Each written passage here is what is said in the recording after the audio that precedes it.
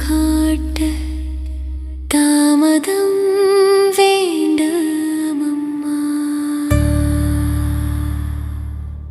ஓம் அமிர்தேஸ்வரி நமக. ஓம் நம சிவாயா. ஸோ இன்னைக்கு அருள்மொழிகளில் நம்ம எந்த டாபிக் பார்க்க போகிறோம் அப்படின்னு ஞாபகம் இருக்கா? சாதனையும் விதியும் அப்படின்றதுல நம்ம முதல்ல ஒன்று பார்த்தோம்.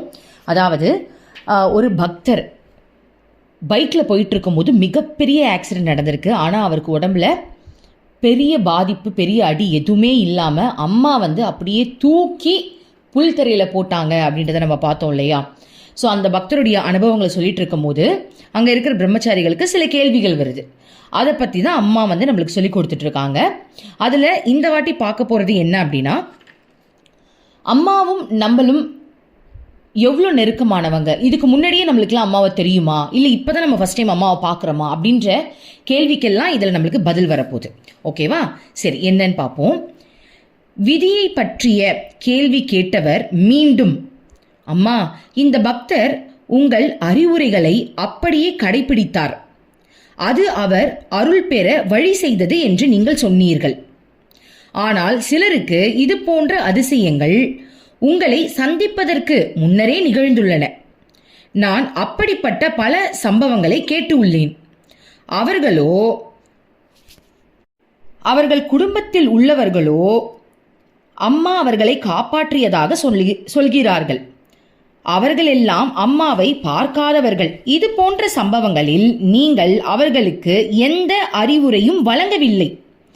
அவர்களும் ஆன்மீக சாதனைகள் எதுவும் செய்யவில்லை. இருந்தும் இது எவ்வாறு நிகழ்கிறது என்று சற்று விளக்குங்கள் என்று கேட்டார். இங்கே பாருங்க, சூப்பரான கேள்வி. என்ன கேள்வி அப்படின்னா, அம்மா, நீங்கள் சொன்னீங்க இவரை மட்டும் நான் ஏன் மரணத்திலேருந்து காப்பாற்றினேன் அப்படின்னா, இவனுக்கு மரணம் வரப்போகுது அப்படின்ற ஒரு விஷயம் அம்மாவுக்கு தெரிஞ்சிருச்சு.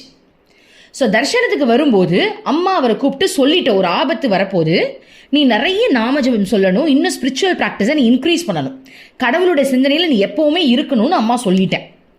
அந்த பையன் அதை உண்மையாகவே ஃபாலோ பண்ணதுனால அவனை மரணம் அப்படின்ற அந்த விஷயம் நெருங்கும் போது அந்த இடத்துல இறைவன் அவரை காப்பாற்றிட்டாங்கன்னு நீங்கள் சொல்கிறீங்க.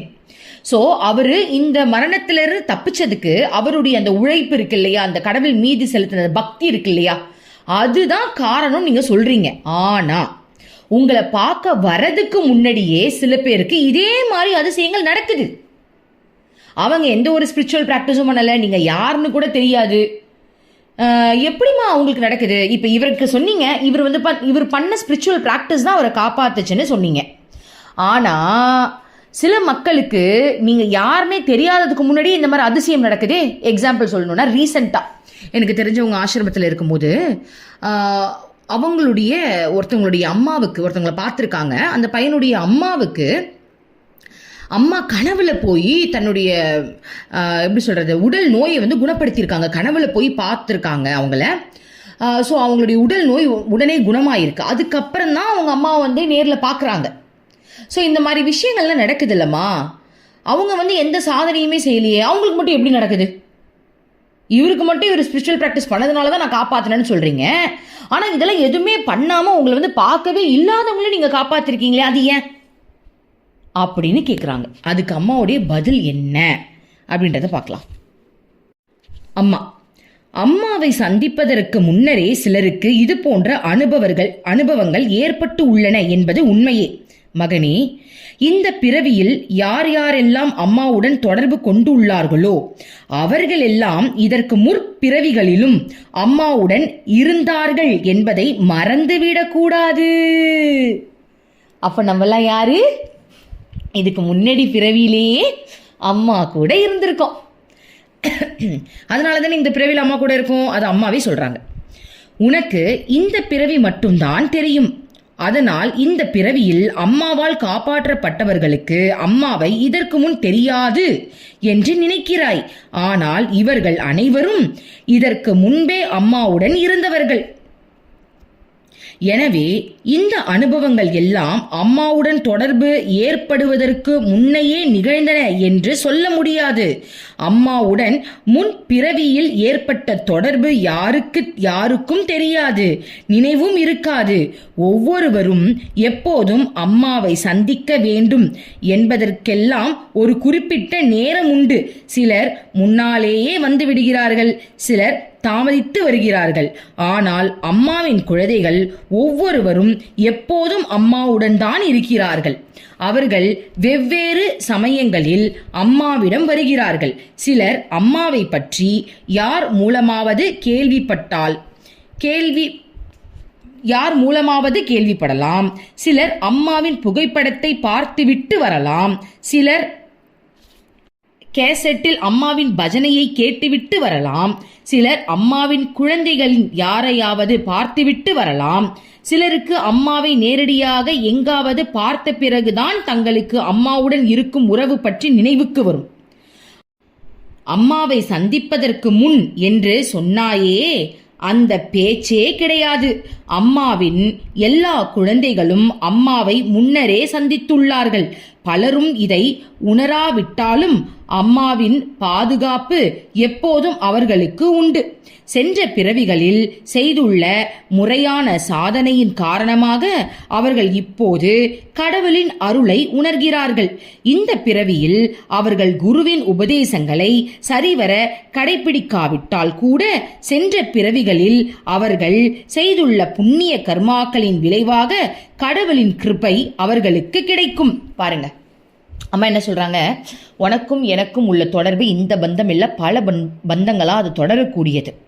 ஸோ ஒருத்தவங்க என்கிட்ட வரதுக்கு முன்னாடியே காப்பாற்றப்படுறாங்க அப்படின்னா போன பிறவியில் அவங்க செஞ்ச சாதனைகளும் அவங்க பண்ண புண்ணிய காரணங்களுக்கும் விளைவாக தான் இந்த பிறவியில் அவங்க காப்பாற்றப்படுறாங்க நம்ம சொல்றாங்க. அவர்களுக்கு அம்மா எந்த விதமான உபதேசங்களும் அளிப்பது இல்லை. ஏனென்றால் ஏற்கனவே அவர்களுக்கு அவை அளிக்கப்பட்டு விட்டன. அவர்கள் அந்த உபதேசங்களை கடைபிடிக்க மாட்டார்கள். ஏனென்றால் சென்ற பிறவிலேயே அவர்கள் அதை கடைபிடித்து விட்டார்கள். இந்த பிறவியில் குருவின் கிருபை எளிதாக கிடைக்கும் அளவுக்கு அவர்கள் சென்ற பிறவிகளில் நல்ல காரியங்கள் செய்திருக்கலாம். இப்படிப்பட்டவர்கள் எதை செய்ய வேண்டுமோ அதை முன்னரே செய்திருப்பார்கள்.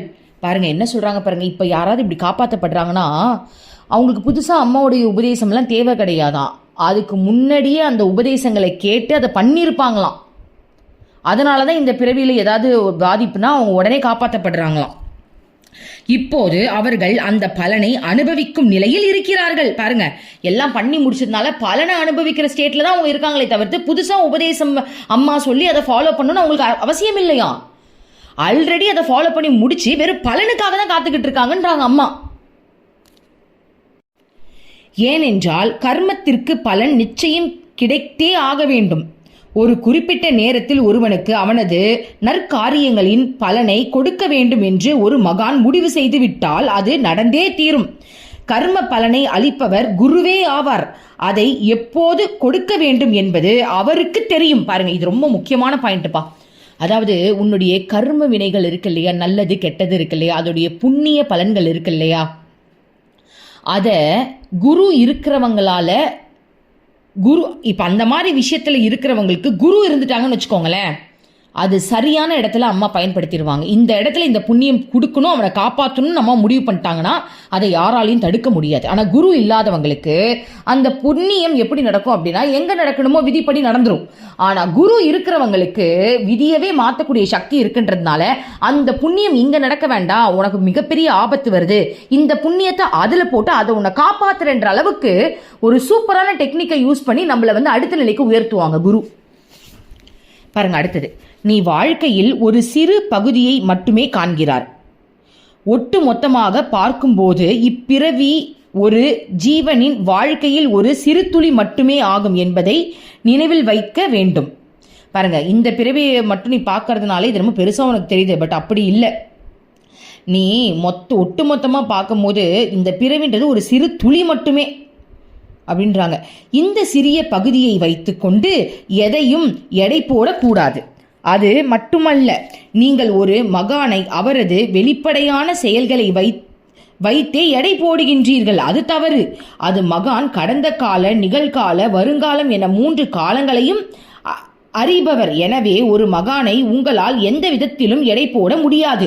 ஸோ என்ன சொல்கிறாங்கன்னா, நீ இப்போ என் கூட இருக்கிறதுனால நான் செய்கிற செயலை வச்சு என்னை எடை போடாத, எடை போட முடியாது. ஏன் அப்படின்னா, நான் ஒரு செயல் செய்கிறேன் அப்படின்னா, அந்த இப்போ ஒரு குழந்தைய என்னை பார்க்க வரதுக்கு முன்னாடி நான் காப்பாற்றுறேன் அப்படின்னா, அவங்க இந்த பிரிவில் தான் என்கிட்ட வந்தாங்கன்னு இல்லை, எனக்கு முக்காலமும் தெரியும் அப்படின்றதால போன பிரிவில் அவங்க செஞ்ச கருமாக்களால் இந்த பிரிவில் அவங்க காப்பாற்றப்படுறாங்க. ஸோ நீ குருவை இப்போ செய்கிற செயலை வச்சு எடை போட முடியாதுன்றாங்க அம்மா. அதேபோல் மற்றவர்களுக்கு அவரது கருணை கிடைக்க தகுதி இருக்கிறதா இல்லையா என்பதை பற்றியும் எடை போட முடியாது.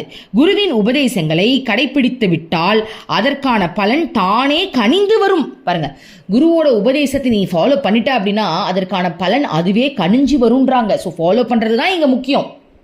இப்போ அம்மா சொல்லிக் கொடுக்குற இந்த விஷயத்துல நம்ம ஃபாலோ பண்றது தான் முக்கியம்.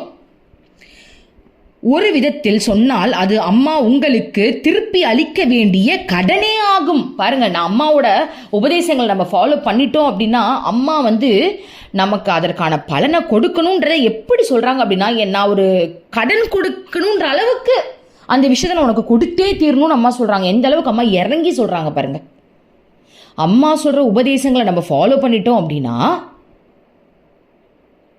அது அதற்கான பலன்றது நான் உனக்கு கடன் எந்த அளவுக்கு திருப்பி கொடுக்கணுன்றது 100% கொடுக்கணுமோ அந்த அளவுக்கு நான் அதை இறங்கி உனக்கு கொடுக்கணும்னு சொல்றாங்க. சரி, எந்த மாதிரியான உபதேசங்கள்னு பார்க்கலாமா? இப்போ எக்ஸாம்பிள், நம்ம லைஃப்ல நம்ம வாழ்க்கையில ஒரு பிரச்சனை நடக்குது, குடும்பத்தில் ஒரு ப்ராப்ளம். அம்மா உபதேசங்கள்ல என்ன சொல்லியிருக்காங்க அப்படின்னா, அன்பை காட்டு, விட்டு கொடு, அன்பை காட்டு, மற்றதெல்லாம் அம்மா பார்த்துக்கிறேன்ற மாதிரி சொல்லியிருப்பாங்க. அப்போ அதை அந்த சூழ்நிலையில் நம்ம ஃபாலோ பண்ணணும். எதிர்த்து பேசாமல் அமைதியாக அவங்களுக்கு புரிய வைக்கணும். சில இடங்கள்ல அமைதியாக போகணும். சில இதில் எடுத்து சொல்லணுன்ற இடத்துல எடுத்து சொல்லணும். அவ்வளோதானே தவிர்த்து ஒருத்தவங்களை வெறுத்துக்கிட்டு அவங்க வேணான்னு அவங்க அழிக்கிறதுக்கெல்லாம் நம்ம சூழ்ச்சி பண்ணக்கூடாது. ஏன்னா மனிதனுடைய இயல்பு பார்த்தீங்கன்னா சுயநலம் அதிகமாக இருக்கிறதுனால தான் தப்பிக்கணுன்றதுல தான் அவங்களுக்கு தான் ஜெயிக்கணும், நான் நினச்சது நடக்கணுன்றதுல தான் அவங்களுக்கு எண்ணம் அதிகமாக இருக்கும். ஆனால் குரு வந்ததுக்கப்புறம் அவங்களோட உபதேசங்கள் கேட்க கேட்க அந்த மாதிரி எண்ணங்கள்லாம் நம்ம அழிச்சிடுவோம். கரெக்டு தானே? இப்போ என்ன, என் அம்மாவோட விருப்பப்படி நடக்கட்டும், என்ன நீ வின்னு நினைக்கிறியா, இருந்துட்டு போடா, நீ தான் வின்னு வச்சுக்கோ, இப்போ யார் வேணான்ற அளவுக்கு நம்ம இறங்கி போயிடுவோம். அப்போது ஒரு இக்கட்டான சூழ்நிலை வரும்போது அம்மா சொன்ன அந்த உபதேசங்களை ஃபாலோ பண்ணி அன்பை காட்டி கருணையோட ஒரு நல்ல ஒரு மனப்பான்மையில் நீங்கள் நடந்துக்கிட்டீங்க அப்படின்னா நீங்கள் கரெக்டாக நடந்துக்கிட்டீங்கன்னு அர்த்தமா? அப்போது உங்களுக்கு இதற்கான பலனை அம்மா எப்படி ஒரு கடனை வாங்கினவங்க கொடுத்தே தீரணுன்ற எண்ணத்தில் கொடுப்பாங்களோ அந்த மாதிரி அம்மாவோட உபதேசத்தை நம்ம கேட்டுட்டோம் அப்படின்னா அம்மா அதற்கான பலனை ஒரு கடலாளியாக இருந்து அதை அடைக்கணும்னு விருப்பப்பட்டு அதை நம்மளுக்கு கொடுப்பாங்களாம். எனவே எதை பற்றியும் ஆழமாக தெரிந்து கொள்ளாமல் எடை போட்டு விடாதீர்கள். உங்களுக்கு மனதிற்குள் ஆழமாக செல்வது எப்படி என்பது தெரியாது. ஏனென்றால் நீங்கள் எப்போதும் மேல் பரப்பில் தான் இருக்கின்றீர்கள். நன்றாக ஆழ்ந்து செல்ல உங்களுக்கு சூட்சமமான உள்ளமும் நுட்பமான கண்ணோட்டமும் அசைவற்ற மனதும் வேண்டும். பாருங்க, இப்போ நம்ம எல்லாரும் மேல் மனதில் தான் இருக்குமா. ஒரு ஆழமான மனதுக்குள்ள நீ மூழ்கி போகணும் அப்படின்னா சூட்சமமான உள்ளம் வேணுமா, நுட்பமான கண்ணோட்டம் வேணுமா, அசைவற்ற மனது வேண்டுமா. இப்போ எப்படி தெரியுமா, இதெல்லாம் என்ன தெரியுமா அம்மா சொல்கிறாங்க. நான் கூட இப்போ ரீசெண்டாக யோசித்து பார்த்தேன். பாருங்கள், கிருஷ்ணர் மேலே எனக்கு ஒரு காதல் இருக்குன்னு நான் சொல்கிறேன்.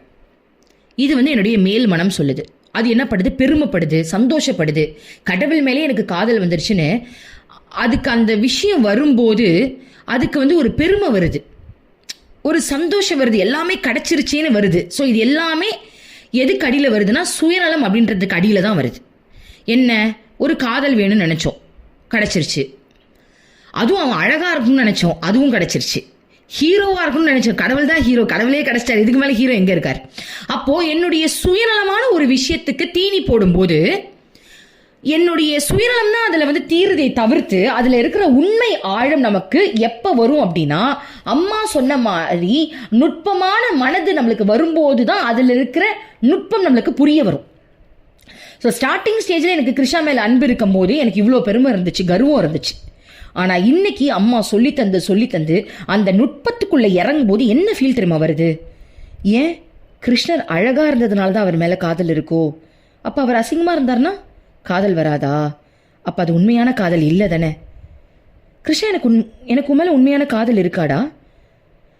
நீ எனக்கு கேட்டதை செய்யும் போது உண்மைக்கு சந்தோஷம் வருது. நான் கேட்டதை நீ செய்யலை அப்படின்னா எனக்கு வருத்தம் வருதுல்ல. அப்போ நான் இன்னும் உன்னை சரணாகதி அடையலைன்னு தானே அர்த்தம். நீ எனக்கு ஏதாவது நல்லது பண்ணிட்ட, அதிசயம் பண்ணிட்ட அப்படின்னா அதை அனுபவிக்கிறத விட்டுட்டு 4 பேருக்கு நேரம் அதை சொல்லணும்னு என் மனசு துடிக்குதே.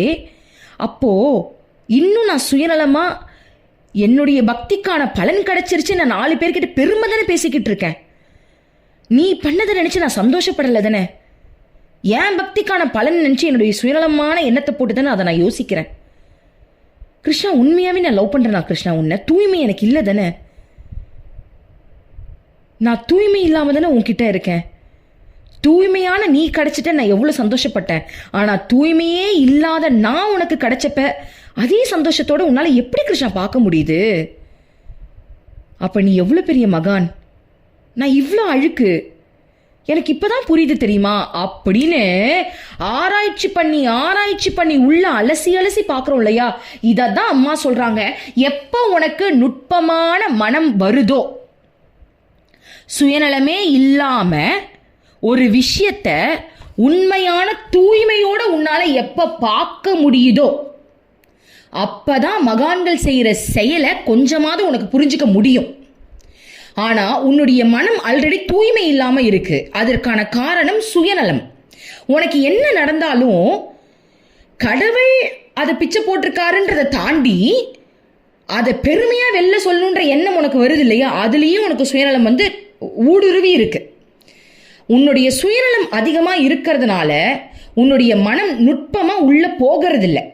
அது நுட்பமா போகாததுனால மகானுடைய விஷயங்கள் உனக்கு புரியறது இல்லைன்னு அம்மா தெளிவா சொல்லிட்டாங்க. ஸோ என்னைக்கே நீ நுட்பமான மனசுக்குள்ள ஆழமா போறியோ, அதுதான் சொல்றாங்க, ஆழ்மனதுக்குள்ள போறது அப்படின்றது தூய்மையான விஷயத்துக்குள்ள போறது. ஒரு செயல் நடக்குது, ஒரு சம்பவம் நடக்குது அப்படின்னா அந்த சம்பவத்துக்குள்ள இருக்கக்கூடிய தூய்மையை ஆராய்ச்சி பண்ணணும். அதை விட்டுட்டு அந்த சம்பவம் எனக்கு கிடைச்சிருச்சேன்னு அதை 4 பேர்கிட்ட சீன் போட்டு அதை பந்தா காட்டி அதை அலப்பறை பண்றோம் இல்லையா? அதுல தூய்மையே போயிடுச்சு. அதில் அவ்வளோ சுயநலம் இருக்கு தெரியுமா? ஓகேவா? அப்போ ஆழமான மனதுக்குள்ள இருக்கும்போது, அந்த சுயநலம் இல்லாத நிலையில இருக்கும்போது அங்க நடக்கிற சம்பவத்துடைய தூய்மை தெரியுமா? ஆழமான தூய்மை தெரியும். அதுதான் ராதாவின் பாவம். அவங்க எந்த இடத்துலையுமே அவங்கள பெருமையாவே நினைக்க மாட்டாங்க. கிருஷ்ணருடைய தூய்மையான காதலை மட்டுமே அவங்க ஆராய்ச்சி செஞ்சாங்க. எந்த இடத்துலையுமே அவங்களுடைய காதலை அவங்க பெருமையாவே நினைக்கல. கிருஷ்ணருடைய காதலை மட்டும் அவங்க அந்த தூய்மையை மட்டும் தான் ஆராய்ச்சி பண்ணாங்க. அந்த தூய்மைக்குள்ள முழுகி இருந்தாங்க. அதனாலதான் அவங்களுடைய மனம் கிருஷ்ணருடைய காதல ஆழமா முழுகி இருந்தது. ஆனா மனுஷங்களுக்கு அது இப்போதைக்கு வராது. ஆனா குரு இருக்கும்போது நிச்சயமா வரும். ஓகேவா? ஸோ அதுதான் சொல்றாங்க, ஆழமான மனசுக்குள்ள இருக்கும்போது மட்டும்தான் உன்னால மகான்களை பத்தி புரிஞ்சுக்க முடியும். இப்ப நீ மேலோட்டமான மனதுல இருக்கிறதுனால மகான்களுடைய அருமை உனக்கு புரியாதுன்னு சொல்றாங்க. சலனமற்ற மனம்தான் அதற்கு தேவை. சலனமே இல்லாத மனம் இருக்கணுமா? அந்த மனம் ஒரு உண்மையை உண்மையா பார்க்கணும். அந்த உண்மைக்குள்ள இருக்கிற நான்ன்ற தன்மையில பார்க்கக்கூடாது. இப்போ ஒரு குழந்தை ஒரு ஸ்போர்ட்ஸ்ல வின் ஆயிடுச்சுன்னு வச்சுப்போமே, நம்ம அதை எப்படி பார்க்கணும்? அந்த குழந்தை எவ்வளோ அழகா அதை பண்ணியிருக்கு, எவ்வளோ உழைச்சிருக்கு, அந்த குழந்தைய பற்றி தான் நம்ம பெருமையாக நினைக்கணும். ஆனால் அந்த குழந்தைக்கு சொல்லி கொடுத்ததே நான் தான், என்னால் தான் அந்த குழந்தை பேர் வாங்குச்சின்ற ஒரு விஷயத்தை நம்ம முன் வச்சிட்டோம் அப்படின்னா அதில் இருக்கக்கூடிய தூய்மையை தாண்டி என்னுடைய உழைப்பு, அந்த சுயநலம் ஆதிக்கம் கொண்டு நான் அதில் எவ்வளோ நான் அதில் எவ்வளோ போராடி இருக்கேன், நான் எவ்வளோ பயிற்சி கொடுத்துருக்கேன்ற அந்த எண்ணம் வந்துருச்சு அப்படின்னா அந்த குழந்தை போட்ட எஃபர்ட் நம்ம கண்ணுக்கே தெரியாது. நீ போட்ட எஃபர்ட் மட்டும்தான் தெரியும். அப்போ அதில் தூய்மையே இல்லை. ஸோ சுயநலம் அப்படின்ற ஒரு விஷயத்தை அழிச்சிட்டு ஒரு சம்பவத்தை நீ பார்த்தேன்னு வச்சுக்கோங்களேன், அதில் இருக்கிற ஆழம் நம்மளுக்கு புரியும். அதுதான் அம்மா ஆழ் மனதுக்குள்ளே இருந்து போகணுன்றாங்க. அதெல்லாம் அம்மா கொஞ்சம் கொஞ்சமாக நம்மளுக்கு கொண்டு வருவாங்க. மகனே, இங்கு வரும் பக்தர்களையும் இங்கு தங்கியுள்ள ஆசிரமவாசிகளையும் முதலில் அணுக வேண்டும். அம்மாவிடம் அவர்களுக்கு இருக்கும் தொடர்பை பற்றி கேட்க வேண்டும். எப்போது அவர்கள் அம்மாவை சந்தித்தார்கள், எத்தனை காலமாக அம்மாவுடன் இருக்கிறார்கள், அவர்களது உணர்வு என்னவென்றெல்லாம் கேள். எல்லோரும் நான் இந்த தேதியில் வந்தேன், நான் அம்மாவுடன் 8 அல்லது 10 வருடமாக இருக்கிறேன் என்பார்கள். இருந்தாலும் அம்மாவுடன் உள்ள தொடர்பு எத்தனையோ பிறவிகளாக இருந்து வருவது உறுதி. இதை அம்மாவை பார்த்த கணமே உணர்ந்து கொண்டேன். அம்மாவுடன் முன்னரே பழகியவர் போல்தான் என்னிடம் நடந்து கொண்டார். என்னை அவருக்கு முன்னரே தெரிந்திருந்தது என்பார்கள். உனக்கும் அப்படிதான் தோன்றியது. முன்னமேயே பழகிய இந்த உணர்வு நீ காணும் எல்லோரிடமும் உனக்கு தோன்றிடுமா? இல்லை. சாதாரணமாக ஒருவர் சந்திக்கும் போது அவரை பற்றி தெரிந்து கொள்ளவே சில நாட்கள் ஆகிவிடும். அந்த புது நபர் வேறு மனிதராகத்தான் உனக்கு தோன்றுவார். உன்னையும் அவர் வேறு மனிதராகத்தான் எண்ணுவார். அம்மாவின் எந்த குழந்தையும் அம்மா முதலில் வேறு மனிதராக தோன்றினார் என்று சொல்ல மாட்டார்கள். அம்மா வேற்றாரை போல நடந்து கொண்டேன் என்று சொல்ல மாட்டார்கள். என்ன காரணம்? அம்மா எப்போதும் உங்களுடன் கூடயே இருக்கிறேன், உங்களை விட்டு ஒருபோதும் பிரிந்ததே இல்லை, அம்மாவுடன் கூடவே இருந்ததாக உங்கள் அனைவருக்குமே மனதில் தோன்றியிருக்கும். அந்த உணர்வு மனதிலிருந்து வெளிப்படாமல் உள்ளே அடங்கியிருக்கிறது. சரியான நேரம் வரும்போது அது வெளிப்படுகிறது. குழந்தைகளே, ஒவ்வொருவருக்கும் அருள் புரிவது அல்லது ஆசீர்வதிப்பது என்பது முழுக்க முழுக்க மகானின் கைகளில்தான் உள்ளன. எப்போது வேண்டுமானாலும் அவர்கள் அருள் வழங்கலாம், வேண்டுமானால் அப்படி செய்யாமலும் இருக்கலாம். அருள் என்பது ஒரு விசித்திரமான தத்துவம். எப்போது, எங்கு, எப்படி அதை அடைய முடியும் என்று சொல்லவே முடியாது.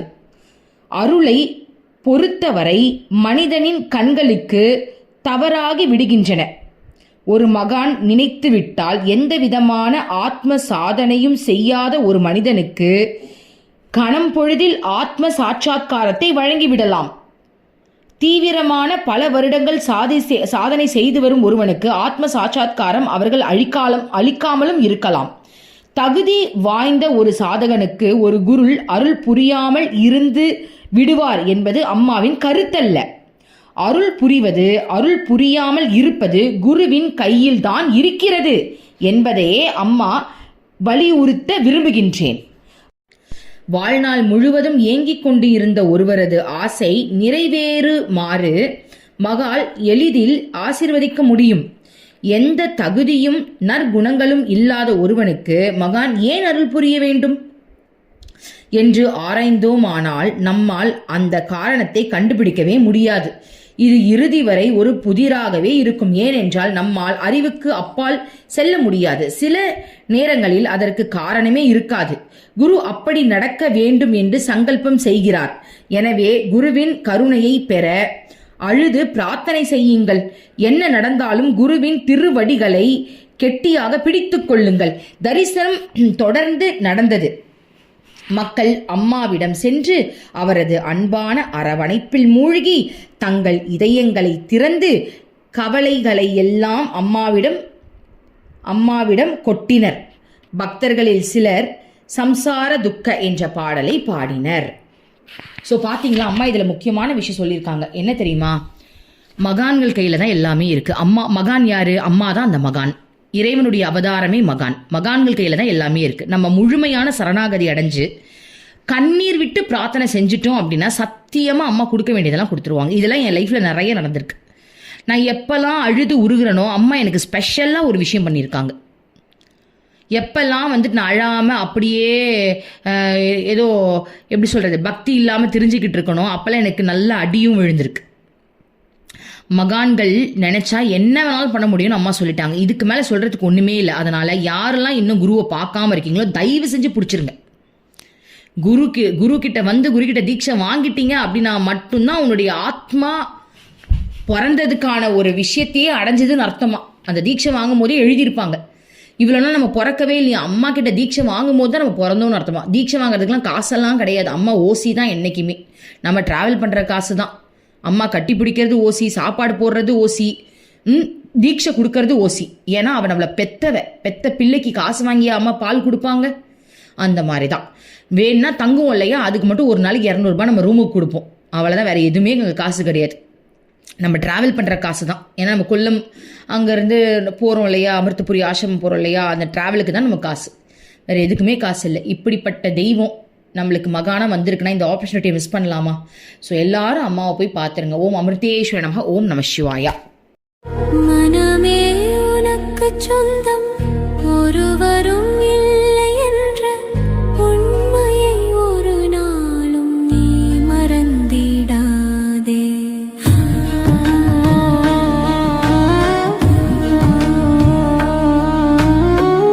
அர்த்தமற்ற கர்மங்களை செய்து கொண்டே சம்சாரத்தில் பயனின்றி நீயும் வீணாய் அலைகின்றாயே. காயமது மாயமதனை சவம் என்று உணர்ந்து கொண்டு சத்தியத்தை அறிந்திட நாம் வழி தேடுவோம். நிலையில்லா உலகினை நிஜமென்று எண்ணிடாதே, மெய்ப்பொருளாம் அந்த சக்தி என்றும் ஒன்றுதான்.